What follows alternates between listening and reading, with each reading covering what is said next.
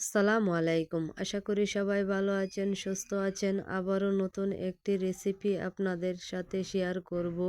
বগুড়ার মিষ্টি দই। আপনারা যদি বগুড়ার দই তৈরি করতে চান তাহলে অবশ্যই আপনারা আমার ভিডিওটা শেষ পর্যন্ত দেখবেন। আমার রেসিপিটা যদি ভালো লাগে তাহলে অবশ্যই লাইক, কমেন্ট, শেয়ার করবেন। আর নতুন নতুন ভিডিও পেতে বেল বাটনটি অন করে দিবেন। এখানে আমি একটি ডেচকি বসিয়ে দিয়ে দিব তরল দুধ 2 লিটার।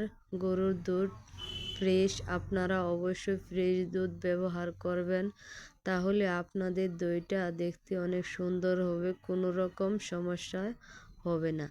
আমি এখানে 2 চামচ চিনি দিয়ে একটি ক্যারামেল তৈরি করে নিব। আপনারা অবশ্যই বগুড়ার দই তৈরি করার জন্য ক্যারামেল তৈরি করতে হবে। এখানে আমি 2 চামচ দুধ দিয়ে দিব ক্যারামেলের সাথে, তাহলে আমার ক্যারামেলটা চাকা হয়ে জমাট বেঁধে যাবে না।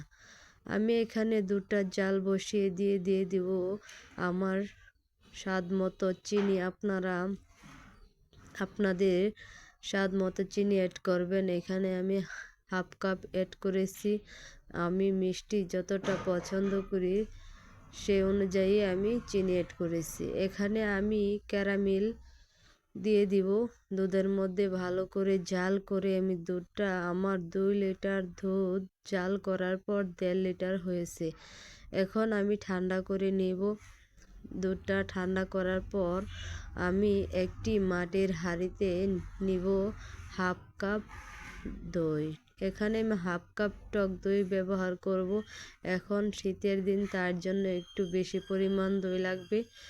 দইটা বসতে অনেকটা সময় লাগে, তার জন্য আমি একটু বেশি পরিমাণ দই দিয়ে ভালো করে আমি দইটা একসাথে মিশিয়ে নিয়ে বসে রেখে দিব রেস্টে 1 ঘন্টার জন্য। 1 ঘন্টা পর আপনাদেরকে দেখিয়ে দিব আমার দইটা পারফেক্টভাবে তৈরি করা হয়েছে। বগুড়ার দই তৈরি করার জন্য অবশ্যই একটি টিপস, যে টিপস হলো ক্যারামেল। অবশ্যই আপনারা ক্যারামেল দিয়ে দইটা তৈরি করবেন। আশা করি সবাই ভালো থাকবেন, সুস্থ